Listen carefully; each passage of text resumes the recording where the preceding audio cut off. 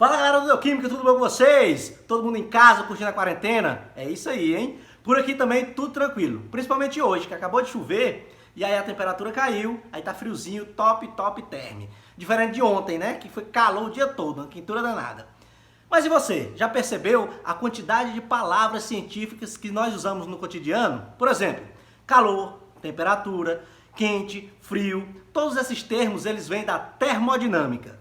Mas será que a gente tem usado essas palavras de maneira adequada no nosso dia a dia? Afinal, o que é calor? O que é temperatura? Quente, frio, o que significam esses termos? É exatamente isso que nós vamos descobrir hoje, aqui no Deu Química. Roda a vinheta! Alô, produção? Tem vinheta não? Tudo bem, já que não tem vinheta, vamos pro que interessa. Vamos pro vídeo! Mas calma! Aproveita que você está em casa, pausa o vídeo, bebe uma água, fique confortável aí no seu sofá, na sua rede, na sua cama, enfim. E aí depois você volta e a gente continua. Pronto? Pode continuar? Então, para a gente entender melhor todos esses termos, primeiro a gente precisa definir cada um deles. E para começar, vamos falar sobre quente e frio. O que é que significa essas palavras? Na termodinâmica, esses termos estão relacionados à percepção térmica de um sistema, como por exemplo, a sua sala, né? Quão frio ou quão quente está o ambiente que você está. Essa percepção depende do grau de agitação térmico das partículas que compõem esse sistema. Quanto mais agitadas estiverem essas partículas, maior a sensação térmica, né, de quente, maior a quentura do ambiente. E ao contrário, quanto menos agitadas essas partículas estiverem, maior a sensação de frio. Ou seja, quente e frio não são propriedades físicas da matéria, são apenas percepções sensoriais, digamos assim, que nos ajudam a entender o grau de agitação das partículas de um sistema, se estão mais ou menos agitadas, nos dando essa sensação de quente e frio.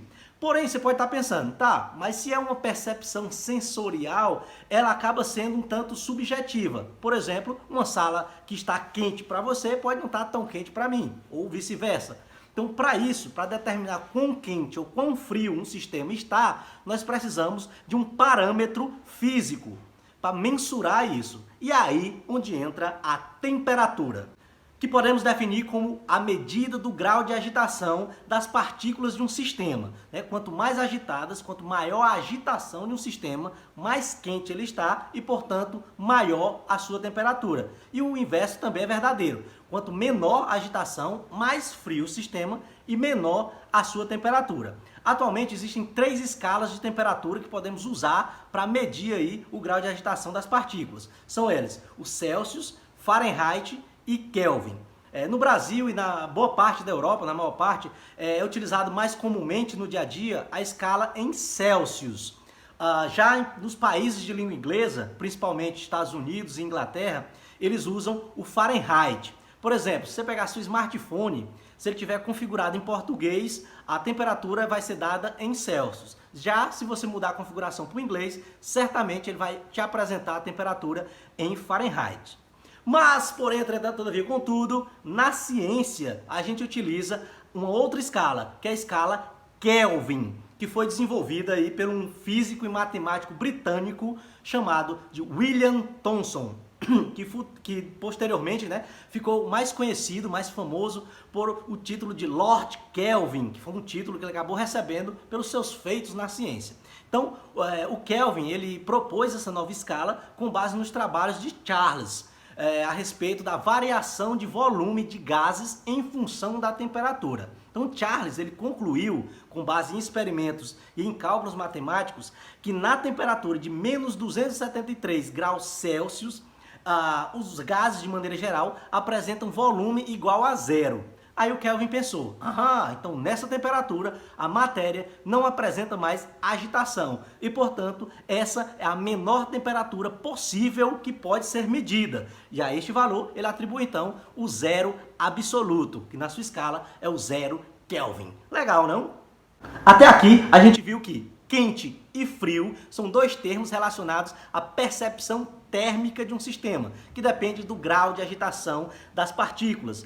E a temperatura é o parâmetro físico que mede, que mensura este grau de agitação. Aí você deve estar se perguntando, sim, professor, e o calor? Que diabo é calor? Então, no dia a dia, a gente usa essa palavra, né, esse termo, como um sinônimo para quente, né? Diz, Ave Maria, hoje está calor demais, está muito quente. Ou utiliza como um antônimo de frio. Hoje está muito frio, não está fazendo calor.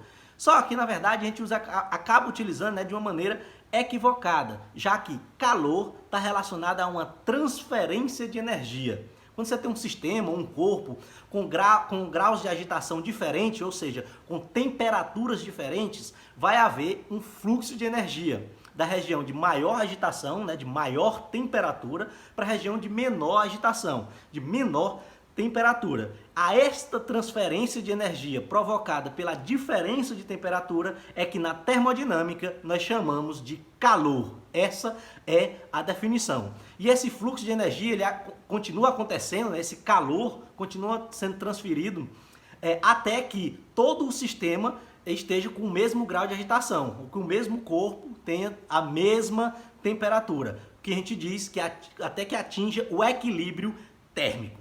Beleza? Todo mundo entendeu? Então era isso que eu tinha para falar para vocês no vídeo de hoje. Se você gostou, por favor, se inscreve aqui no canal, copie o link, compartilhe nas suas redes sociais, deixe seus comentários aí embaixo com suas dúvidas, críticas, sugestões, enfim, com tudo. E era isso, até a próxima. E antes de sair, por favor, dê um like aí no vídeo. Beleza? E até a próxima. Fui!